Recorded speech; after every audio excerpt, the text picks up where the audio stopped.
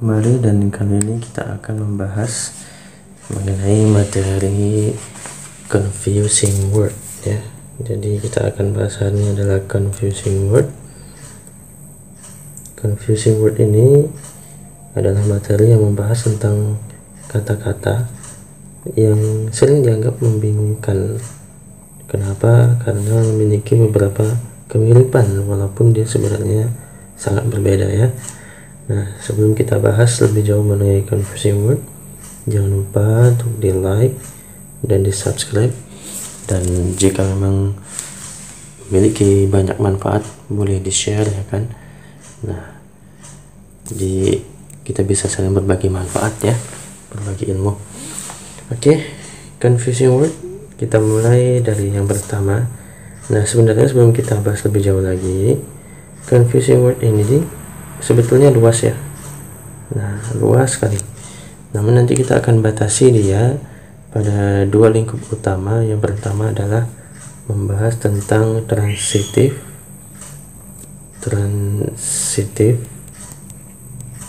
verb versus atau dan aja lah ya. Nah, transitive and intransitive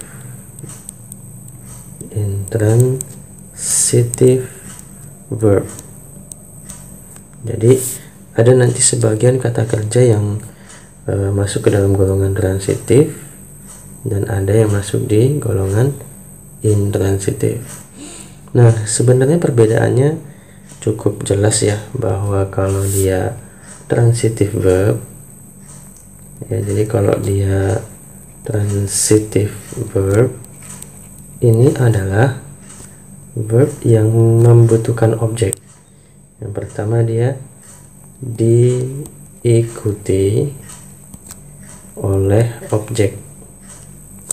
Nah, jadi dia nanti setelah kata kerja itu akan diikuti dengan objek. Nah, yang kedua, nanti kata kerja transitif itu bisa digunakan ya, bisa digunakan untuk kalimat aktif,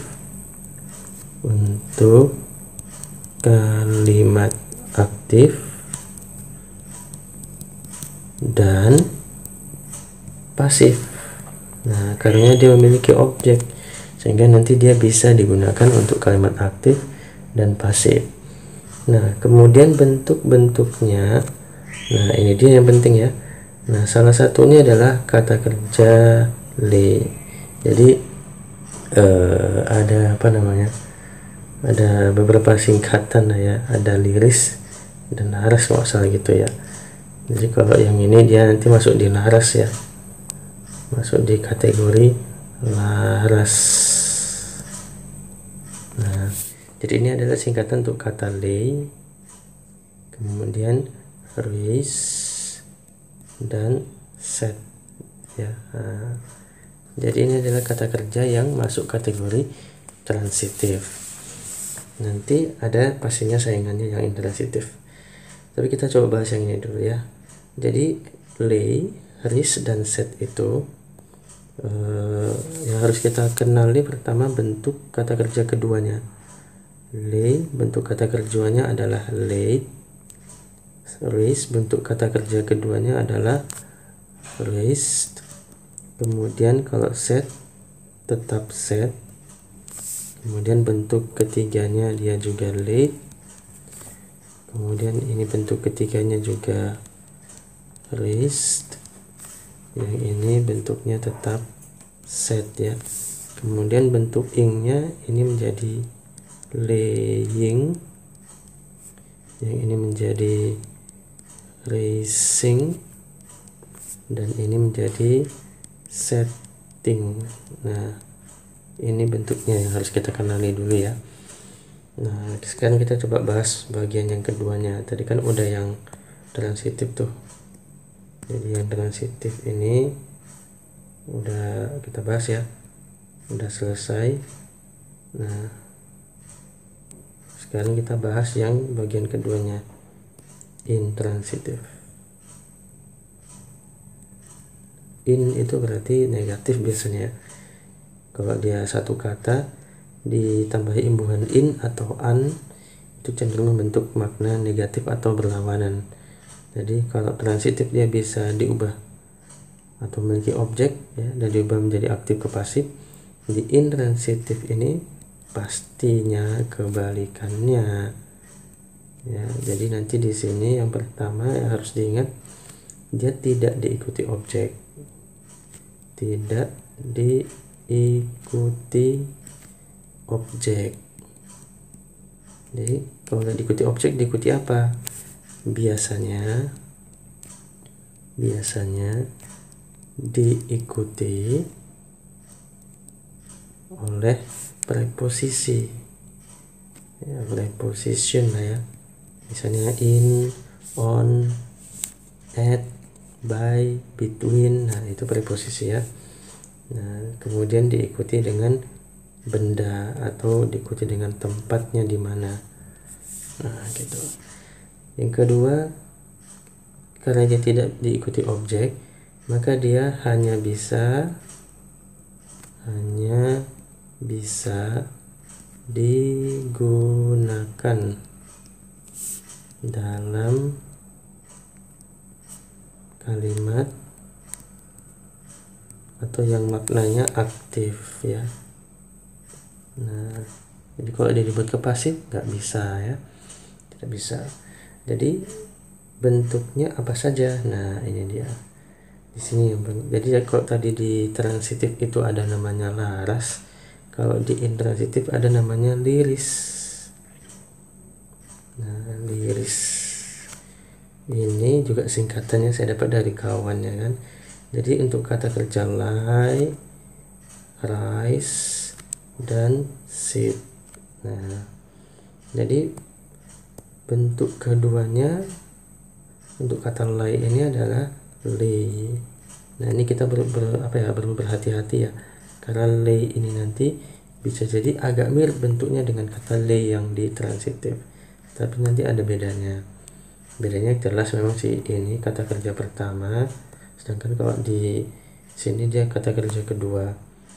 Jadi lay, kalau rise bentuk keduanya adalah ruse, kalau sit bentuk keduanya set tapi menggunakan a, dan bentuk kata kerja ketiga dari lie adalah lane, kemudian ini menjadi reason, kemudian ini tetap set, lalu kata kerja bentuk ing-nya ini menjadi lying, tulisannya sih lying ya, tapi bacanya lying.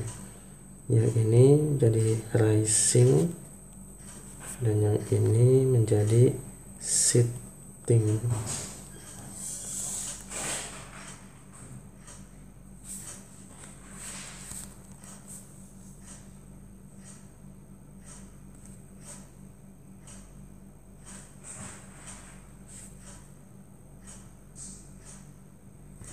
Oke. Nah, jika kita bedakan dari sisi arti, kata lay di sini memiliki makna kurang lebih dia sama dengan meletakkan. Sedangkan kalau dia raise ini kurang lebih artinya mengangkat ya, atau meninggikan, mengangkat atau menaikkan ya, mengangkat. Sedangkan kalau ini dia artinya menyusun atau mengatur, bisa juga menyusun. Nah kalau lie di sini artinya dia berbaring. Jadi berbaring itu nanti kurang lebih dia tergeletak gitu ya, berbaring atau tergeletak. Sedangkan kalau yang ini artinya naik, atau bisa juga timbul atau muncul lah ya, timbul atau muncul atau terbit. Nah gitulah, kita bilang lebih gampang aja lah, terbit ya. Kemudian kalau ini ya artinya duduk ya kan, duduk. Oke. Jadi secara bentuk memang berbeda ya kan, kemudian secara arti juga berbeda, dan fungsinya tentunya juga berbeda. Jadi ada yang diikuti objek, ada yang tidak diikuti objek. Oke, baik. Jadi sekarang kita coba melangkah ke contoh dulu ya. Nah, kita buat contoh, misalkan Julia has not bla bla bla the chairs in her dining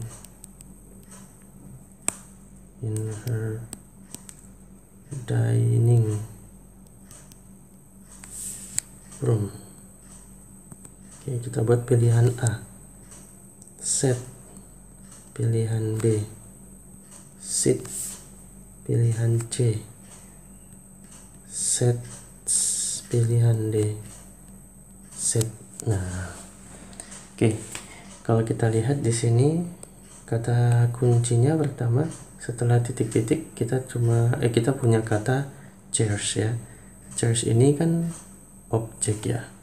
Jadi yang diikuti objek itu adalah yang transitif. Nah, yang mana bentuk transitifnya? Bentuk transitifnya salah satunya ada di kata set. Nah, ini bentuk 1, 2, 3 set. Dari sini kita bisa lihat bahwa yang tidak mungkin itu adalah jawaban yang B ya. Tidak mungkin jawabannya yang D. Karena kalau set itu ada di sini. Oke. Jadi antara A dan C yang mana yang paling tepat? Nah, karena di sini ada kata has ini pasti akan diikuti dengan kata kerja ketiga. Jadi jawabannya yang mana? Ya, jawabannya adalah yang A. Baik. Nah, sekarang kita coba buat contoh yang kedua. Seandainya masih dengan contoh kalimat yang nyaris sama, Julia has not bla bla bla on the chair in the dining room. Oke, pilihan A set, pilihan B sits, pilihan C sets, dan pilihan D set. Nah, oke. Kali ini kata kuncinya adalah setelah titik-titik kita nggak langsung jumpa objek, kita dijumpakan dulu dengan preposition, baru kemudian ada benda ya kan, dan bendanya ini menunjukkan tempatnya ya, tempat duduk ya kan. Sehingga jawaban yang paling tepat ini tidak mungkin menggunakan transitif, harus yang intransitif. Jadi yang mana dia? Ya, kembali ke konsep tadi ya, jawaban yang A, jawaban yang C salah. Tinggal dua kemungkinan, has itu diikuti dengan verb 3. Jadi jawaban yang paling tepat adalah ya yang D. Nah, selebihnya nanti kalimat yang lain juga sama ya. Di kata kerja yang lain juga sama. Kita tinggal perhatikan apakah langsung objek atau langsung preposisi. Kalau langsung objek kita gunakan yang transitif, kalau langsung preposisi kita gunakan yang intransitif gitu ya. Nah, mungkin ada satulah contoh lagi kalimat yang suka menjebak ya. Misalkan the book was bla bla bla on the table by him. Oke, pilihan A late, pilihan B lane, pilihan C lay, pilihan D lie gitulah ya.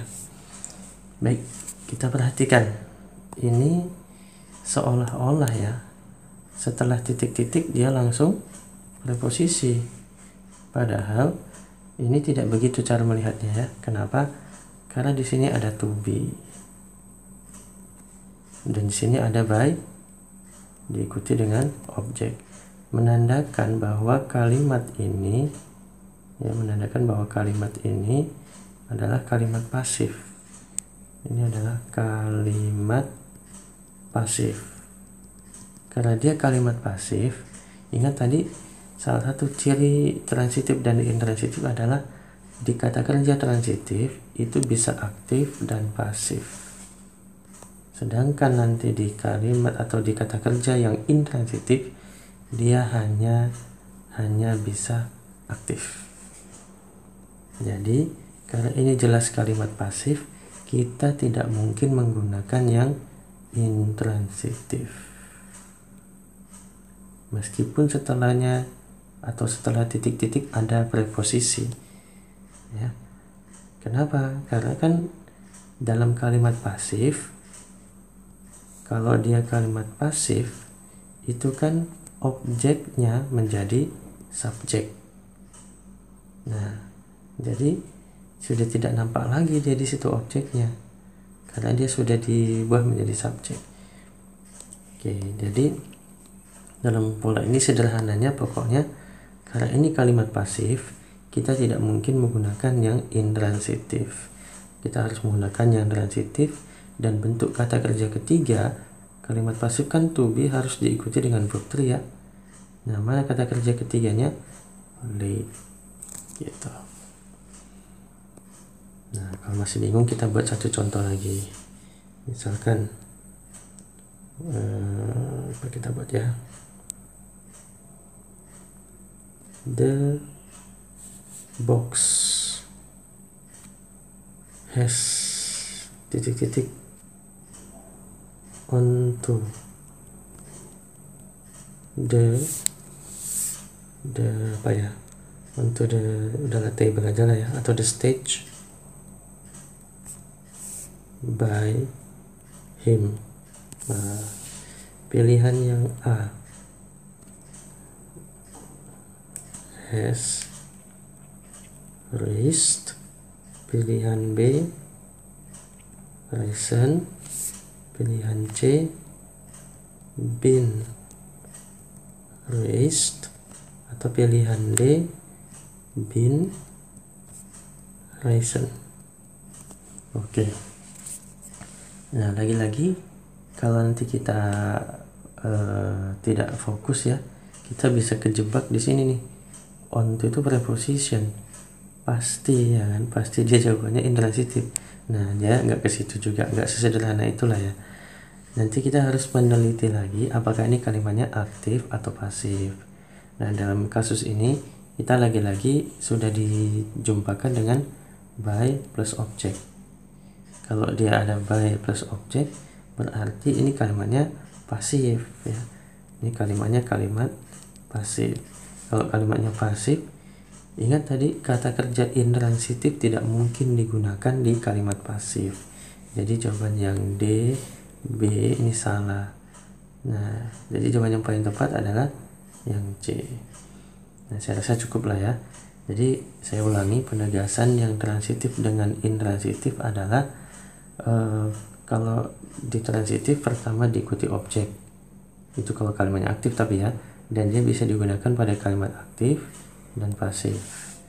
Nah, kemudian kalau yang intransitif tidak diikuti objek, biasanya diikuti preposisi. Nah, dan dia hanya bisa aktif.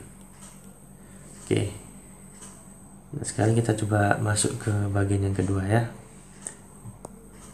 Nah, yang kedua kita mau membahas tentang masalah kata kerja do dan ya, do and make. Kata kerja ini, dua kata kerja ini ya kadang-kadang sering membingungkan sih. Kenapa maknanya agak-agak sama kalau dibawa ke bahasa Indonesia, padahal memang sebenarnya berbeda ya.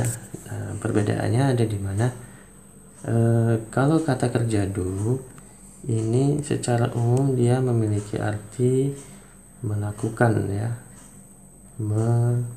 melakukan, atau bisa juga diartikan mengerjakan. Nah, kurang lebih beginilah ya, mengerjakan.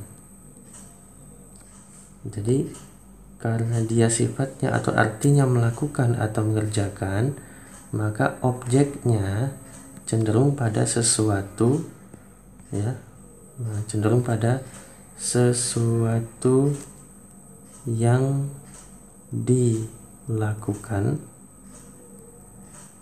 atau dikerjakan atau berupa aktivitas fisik. Nah, physical activity lah ya, biasanya sih begitu. Aktivitas fisik yang melibatkan tangan atau kaki. Nah, gitu. Kalau dia nanti yang kedua itu adalah make. Kata kerja make ini nanti cenderung dia diartikan membuat atau menciptakan atau menghasilkan, ya, mencipta atau menghasilkan, gitu aja lah. Oke. Kemudian dia diikuti oleh objek yang cenderung biasanya sesuatu lah ya, sesuatu yang dibuat atau sesuatu yang berkaitan, ya, sesuatu yang berkaitan dengan lisan, atau biasanya objeknya adalah dari kata kerja turunan. Nah, kata kerja yang diubah, ya, yang diubah menjadi noun. Biasanya sih begitu. Oke, nah sekarang kita coba buat contohnya. Contoh nih, Daddy has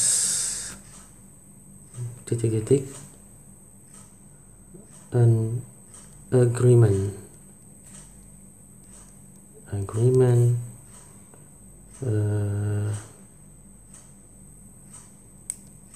with us. Nah, gitu aja lah. Pilihan A meet, pilihan B done, pilihan C do, pilihan D make. Oke. Nah, ini kita lihat objeknya, ya. Apa di sini objeknya? Agreement, kesepakatan. Jadi kesepakatan itu sesuatu yang dibuat atau dilakukan. Nah, lebih cenderung pada sesuatu yang dibuat, ya. Jadi jawaban yang paling tepat di sini adalah, nah, tidak mungkin do, ya, antara meet atau make. Has ini diikuti dengan kata kerja ketiga, jadi jawabannya meet. Oke, kita buat contoh yang kedua. He always the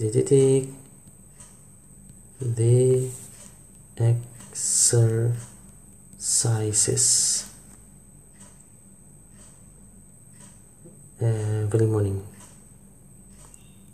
every morning. Nah, kita buat pilihan A does, pilihan B makes, pilihan C doing, atau pilihan D make aja. Ya, ini kita lihat kata kuncinya, ya. Kata kuncinya ada di kata the exercises. Ini exercise ini bisa diartikan latihan, ya, bisa juga diartikan ujian, ya kan. Tapi kalau dia setiap pagi nggak mungkin ujian, pastinya dia latihan. Mau latihan mau ujian itu tetap sesuatu yang dikerjakan, bukan dibuat, ya. Jadi sesuatu yang dilakukan atau dikerjakan kita gunakan kata kerja do. Nah, karena subjeknya he, tidak ada to be, tidak mungkin dia langsung diikuti verb ing, ya. Jadi jawaban yang paling tepat adalah does. Oke. Itu contoh lagi, ya. Ya udah, kita buat contoh lagi, satu lagi. Misalkan Budi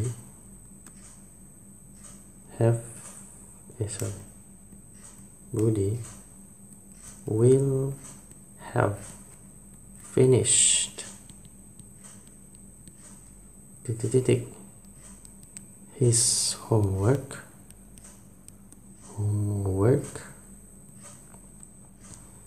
before you come. Pilihan A. Doing. Pilihan B. To do. Pilihan C. Making. Pilihan D. To make. Oke. Nah, sekarang kita lihat ya. Objeknya tadi siapa? Objeknya adalah homework. Homework ini PR ya kan? Jadi PR ini adalah sesuatu yang apa? Yang wajib dibuat atau dikerjakan? Dikerjakan ya kan? Yang buat PR itu gurunya, siswa itu biasanya mengerjakan. Jadi sesuatu yang dikerjakan kita tidak menggunakan make, pastinya do.